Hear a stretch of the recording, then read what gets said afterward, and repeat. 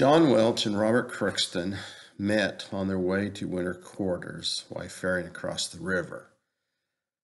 Robert Crookston's knowledge of Scotch methods of masonry and building, coupled with John Welch's understanding of metalwork, enabled the two to work as partners and undertaking a variety of enterprises.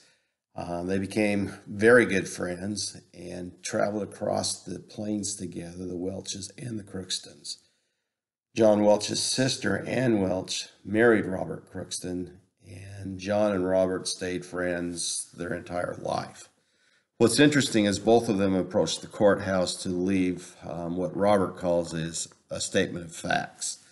First, John Welch gave a deposition, and he said the following, or wrote the following, and had it subscribed and sworn to the county clerk of Cache County. He said the following: I, John Welch, being of mature years, desire to leave to my friends and descendants the following statement. I was born January 6, 1823 at Derbyshire, England, and I served as an apprentice at the cutlery trade of Sheffield until I reached the age of majority.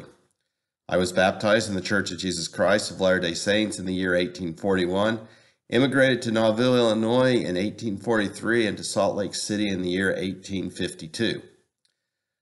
I was well acquainted with the prophet Joseph Smith and heard him speak both in public and in private many times. I was present at the meeting at the Grove at Nauvoo, August 8, 1844, when Sidney Brigham made the claim that it was his right to assume the leadership and presidency of the church.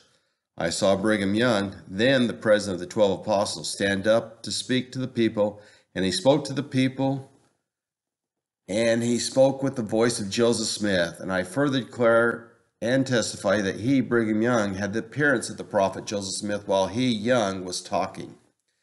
That I was convinced then and have never doubted it in all the intervening years from the time up to the present that Brigham Young was the right man and the man chosen of God to lead the church. I further testify that all his successors, down to Joseph F. Smith, who at present stands at the head and presides over the church, were called, chosen, and ordained of God to do.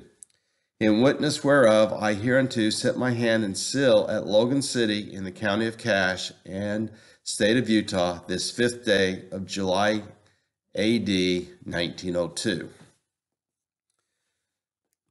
Several months later, the Robert Crookston left an affidavit at the county courthouse, and he said the following: I, Robert Crookston, Sr., being of mature age and realizing that I may not remain long upon this earth in the flesh, I desire to leave the following statement of facts. I was born September 21st, 1821 at Anstruther, Fifeshire, Scotland. I attended school in my early youth, and up to the year of 1840 I worked in the coal mines. In the last mentioned year, I was baptized into the Church of Jesus Christ of Latter-day Saints by Elder George D. Watt. During the following year, 1841, I immigrated to Nauvoo, Illinois. From that time until his death, I was personally acquainted with the prophet Joseph Smith.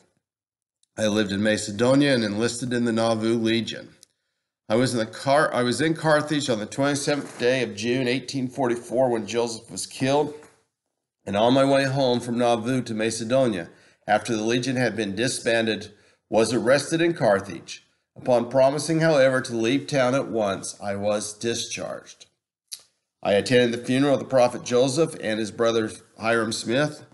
I was also present at the meeting held in the Grove at Nauvoo, August 8, 1844, when Sidney Brigham made the claim that it was his right to assume the leadership and presidency of the church. I saw Brigham Young stand up and speak to the people, and he spoke with the voice of Joseph Smith. I further testify that I was well acquainted with the prophet Joseph Smith and heard him speak many times. Among the many sermons I heard him preach was at the funeral of King Follett. I also heard him deliver his last adieu to the Nauvoo Legion.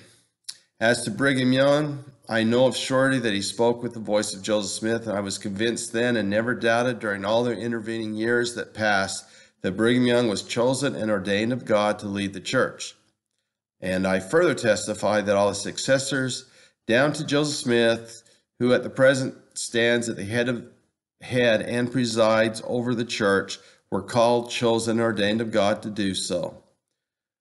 In witness whereof I hereunto set my hand and seal at Logan City in Cache County, state of Utah, this 3rd day of February, AD 1903.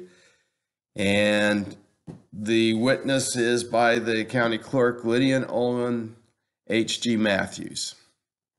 I found this quite interesting that both of these were strong in what they claim to be what they say is their statement of facts. We a lot of times will call it testimony, and I just thought I'd share this with you.